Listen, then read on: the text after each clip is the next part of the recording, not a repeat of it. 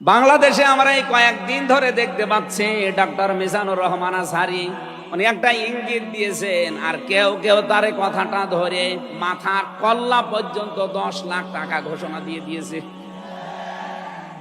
আপনার এত টাকা যে একজন মানুষের মাথার দাম আপনি 10 লাখ ঘোষণা দিয়ে দিলেন, তাও আপনি একজন পীর।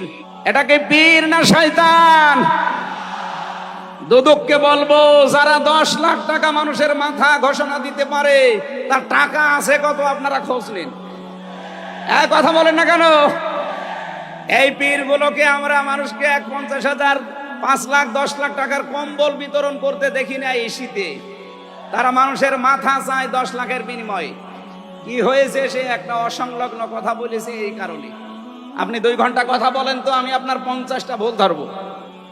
আমরা 1.5 ঘন্টা 2 ঘন্টা কথা বলে একটা স্লিপ অফ টান হলে সেইটা নিয়ে 2-একটা কথা এদিকে ওদিকে হলে আপনারা মাথা 10 লাখ টাকা। মাথা কি এত ফ্রি? বলেন।